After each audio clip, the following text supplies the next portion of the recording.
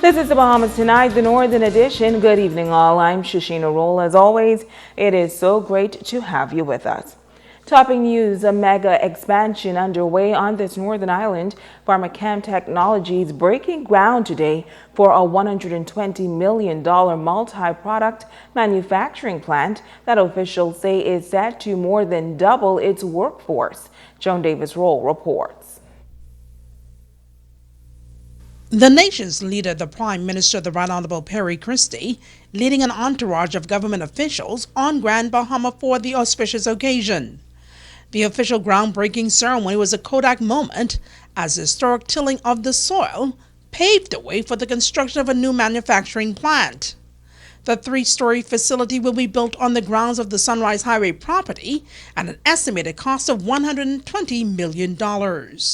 It is a significant investment for this pharmaceutical giant, known globally for manufacturing antiretroviral drugs for the treatment of HIV and AIDS. In the keynote address, the Prime Minister highlighted Pharmachem's plan to extend its global reach. An investment in the pharmaceutical industry on an island where petrochemical, pharmaceutical activities exist, and which could be a beacon to further investment in similar areas. The confidence behind this investment is so significant that I have to join all of the others who have mentioned it by being able to salute you all for doing this here in the Bahamas at this time. President of Pharmachem Technologies Grand Bahama, Pietro Stefanati, says Pharmachem's expansion embodies the company's renewed commitment to the Bahamas and more specifically, the future growth and development of Grand Bahama. Today we are breaking ground on a new state-of-the-art multi-product facility that will support Gilead's growing pipeline of life-saving drugs. It has been jointly designed by both Gilead and Pharmachem, and it's a testament of all the strong relationship that we have with Gilead at all levels of their management. The ceremony was a crowning moment for Pharmachem's Chief Executive Officer Randy Thompson, a massive undertaking that he says will transform the island's economic landscape while empowering more Bahamians.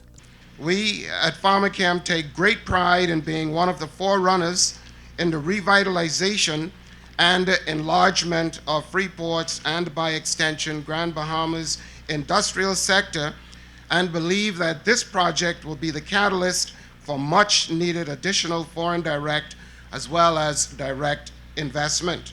As for other groundbreaking moments on Grand Bahama, the nation's leader said, stay tuned. In the coming weeks, you're going to see that a lot of things that we have been working on have now reached the level of fruition. It's now, the fruit will now be seen, and you're going to find that we're at an advanced stage on further developments in the economic development of Grand Bahama. The multi-million-dollar Pharmachem expansion, also known as Project Sunrise, marks the dawning of yet a new day in Grand Bahama and an era of economic development for this northern island. Reporting for ZNS Network News, I'm Joan Davis-Roll. Meantime, a contract signed in the capital yesterday for a master plan and an architectural drawing for a new community clinic on this island. The contract was entered into with the Beck Group out of the United States. Members of that group traveled to Grand Bahama today to tour the proposed site. Megan Shepard was there. The Grand Bahama Health Services partnering with a team of designers and builders out of Atlanta, the Beck Group, to design the new primary health care facility for Grand Bahama. Administrator Sharon Williams says that they have been working on this plan for some months now, and the ultimate goal is improved health care on the island. This new facility will provide a relief, in particular for our clients, improve our primary health care services, and we know will significantly improve our planning and our delivery of preventative health services within our community in Grand Bahama. The team toured the Rand Memorial Hospital, Paris Plaza, and other clinics on the island to assess existing clinics. Associate principal of the Beck Group says this is due diligence to gain an understanding of the current conditions and establish ways to make improvements to the future clinic. When we talked with the staff, there's several issues that each staff member says is more passionate about, whether those be space issues, whether those be storage issues, but everything is centered around treating the patient in the most effective way manner, and that's kind of one of the guiding principles we are, is patient care and delivery. Lehman says this is not just about building a new clinic, but improving healthcare services on the island. A size for the building or cost of construction has not been established as yet, but Lehman says numbers will be determined based on projection growth on the island. The new clinic will be a multidisciplinary clinic, being a community clinic. It will have several clinical modules, is what we call those, that will flex up and down as needed for the census for the day or for the week and the population for growth, as well as it will have components, specialty components. It will have a rehab area. It will have outpatient pharmacy services, outpatient lab, as well as a disease surveillance unit, a mental health clinic, as well as day program. The site of the future facility will be off of East Sunrise Highway with 2 access points.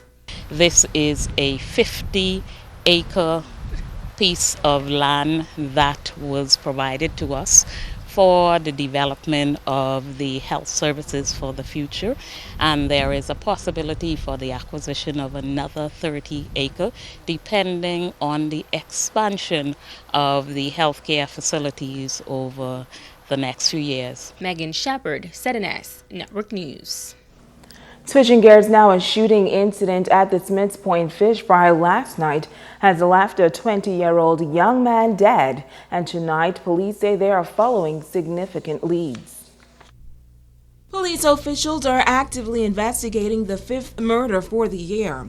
According to officer in charge of Grand Bahama, Senior ACP Emerick Seymour, the incident occurred in the Smiths Point community at what is commonly referred to as the Fish Fry. He says officers were called to the scene around 2 a.m. on Thursday morning. It was reported that someone would have been shot and, of course, was taken to the Rand Memorial Hospital by way of a private vehicle. A further investigation in this matter revealed that apparently during the course of an altercation this morning, a young man would have been shot by an unknown assailant, a lone gunman, brandishing a handgun, who would have apparently left the scene shortly thereafter. He succumbed to his injuries at the Rand Memorial Hospital. Seymour says this is clearly another act of senseless killing. And while the murder took place just a few hours ago, he is satisfied with where they are at in their investigation. It happened where people were, and of course there were eyewitnesses. And so, notwithstanding we may have seen one or two of them, we know that there are more people who would have seen, who knows exactly what happened. As you hear me say from time to time, every time an act of criminality is perpetrated in the Bahamas or wherever it happens, someone knows, someone other than the perpetrator knows, and of course we appeal to those persons. We appeal to their civil side to come forward and bring that information. The Smiths Point community is usually inundated with people on Fish Fry night, and Seymour was asked if there was enough police presence at the time. Yes, police presence were there, and every Wednesday around this time, where there's Fish Fry, we always put police officers there. Because this isn't the first incident that happened. I mean, it's the first shooting incident which resulted in the death of someone. But we've had similar incidents. That's why we try to put the relevant security mechanism in place to mitigate against these acts of criminality. Now, if you were in the area and have seen anything that can further this investigation, you're asked to contact the police immediately. You can also do so anonymously. And police also giving an update on the search for Armand Dean, the Freeport man that went missing in waters off Grand Quiabaco. Chief Superintendent of Police Clarence Rackley telling ZNS News that the police have not called off their search, and meantime an investigation into this incident is ongoing. Hasten to say that since the incident was reported to the police, we were out searching late into the night Sunday. Our sets were deployed from here in Freeport early Monday morning. We were joined by partners, the U.S. Coast Guard, as well as the Royal Bahamas Defense Force. Monday, Tuesday, And late into the evening yesterday, assets from Grand Bahama were in the Grand Key area searching for this person.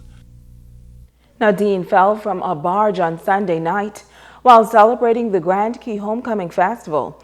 Reckley was asked if an emergency plan should have been in place and if police officials have been in communication with the family of Ormond Dean. Whenever you have lots of persons on board a vessel, there should always be an emergency plan. Again, that's up to the crew of the vessel to have the, I think, I stand to be corrected, but I think that's mandatory. Now, we do apologize for that technical glitch. As we were saying before, Police Superintendent Clarence Reckley told ZNS News that the police have not called off their search. Stay with us, there's more news right after this.